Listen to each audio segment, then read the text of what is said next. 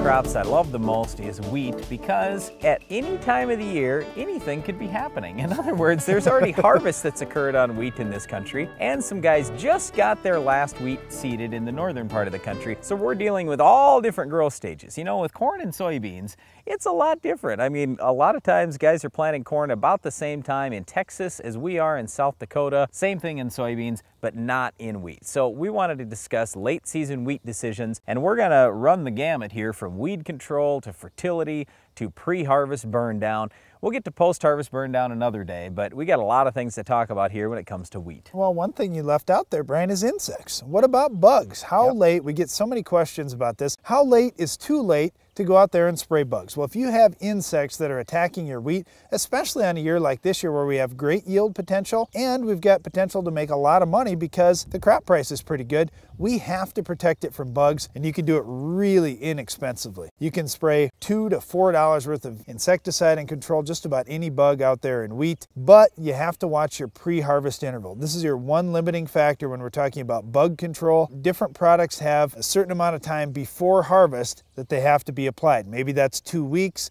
maybe it's a month. It really depends on the product that you're using, but just check with your agronomist to make sure you're using a product that's safe and has plenty of time before harvest, that you don't have any residue left in the wheat seed. Yeah, a lot of times we're talking about 28 days roughly. So on our farm, we've been using silencer in our wheat this summer. And what I always tell guys is, I know you probably haven't sprayed for bugs, maybe ever on your farm in a wheat crop, but at least go out there with a sweep net or your baseball cap, just sweep through it a few times right before you spray anything, or just when you're out driving around, just stop by the wheat field and just sweep through there real quick. If you find bugs, spray. It's so inexpensive. If you don't find bugs, fine, but you at least need to be looking. Well, bugs are one thing, weeds are another. Now, I know everybody's out there taking care of weeds in their crop, but what happens if you have a year like this year? We were pretty wet in some areas of the country, and guys just didn't get their herbicides on in time to control those weeds, and all of a sudden the wheat got past the stage where it was safe to spray their herbicide. Now, what do you do? Yeah, I have a big problem with that. If you can't get your wheat sprayed, you got to get more sprayers. You've got to be ready to go the day that it's fit, because I'm guessing that in almost every case,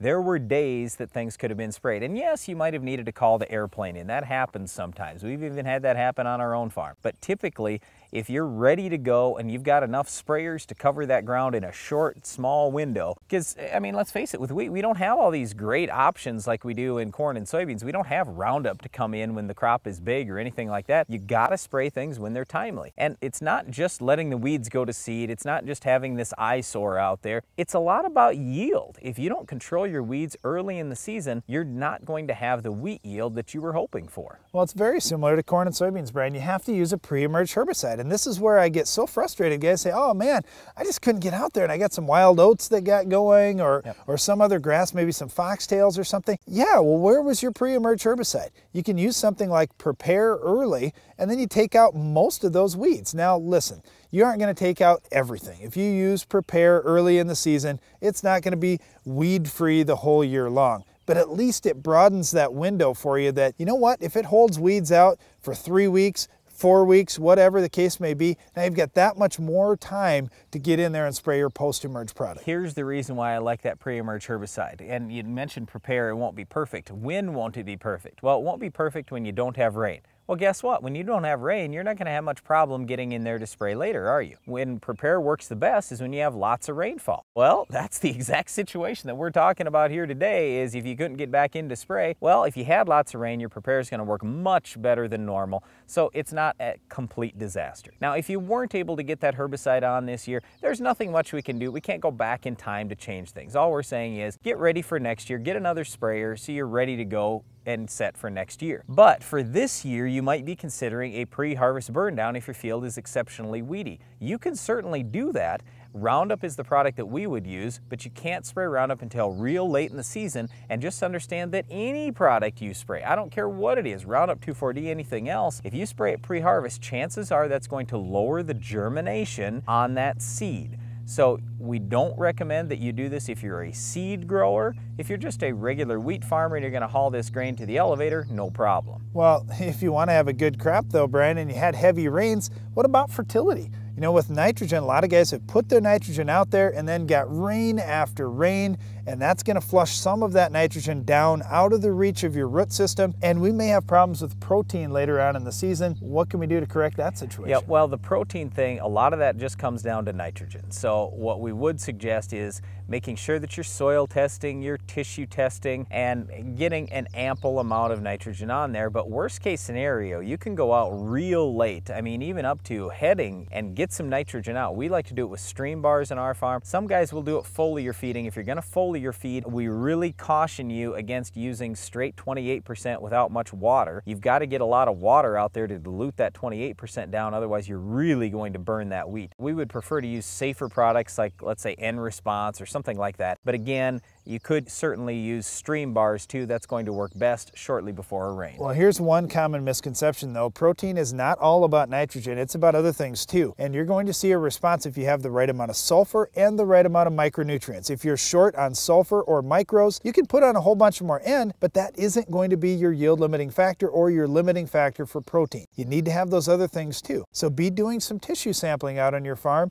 Check out what's going on in your field, do some soil sampling after this crop, and get ready for the next one. And don't forget, when you're putting nitrogen out there, add some sulfur, add some micros to your program. It will help you with protein and with yield. Well, we've talked about all these things so far, and we haven't gotten to what could be the biggest yield robber on your farm this year, and that is late season diseases, whether that is Fusarium head blight or rust, something like stripe rust, or there are other rusts as well. Those diseases could wipe out your wheat crop and take 20 to 30 bushels. Now, I'm not saying that that's for sure going to happen, but it could. So if you've got wheat that's just about to head or it's just started heading, you've got to pay attention to that. And if you think you're in an area that's going to have an issue, you need to be spraying a good strong rate of a great product, something like Prosaro or Caramba. Now, you can go with a less expensive option too if you're not in a heavy disease pressure area. Folicure, or the generic Folicure, is just over $2 an acre. $2 an acre, that's it. That was the best product we had on the market just 5 years ago, and it cost $15. Now it costs $2. So don't think that, oh, it's too expensive to control scab or to control rust late in the season. That Folicure or generic Folicure is very inexpensive. It's fantastic on rust. It's pretty good on scab. Prosaro or Caramba would be better on scab. But just keep in mind, when you're spraying for disease, all you can protect is the crop foliage that's out. So if you want to protect that head, you have to wait until the head comes out, spray at about 10 or 15% flowering. That's the ideal time to protect from head scab. If you've got disease problems already and it's only at flag leaf, spray it now and get that protected. Maybe you'd use something like a quilt in that case. Then save your Prosaro or Caramba for when that head's out. You come back, you spray, you protect from head scab, and you protect all that foliage now that has emerged, which is basically where your seed is made. Just like we say in all these other crops too, the commodity price is great for wheat. So you've got a tremendous potential to make good money on your farm this year with your wheat crop. Don't let this year pass you by. Do everything you can to manage that field well and make the most net dollars on your farm in 2011. One of the weeds that really flourished this year is our Weed of the Week. We'll show you how to get it under control coming up next.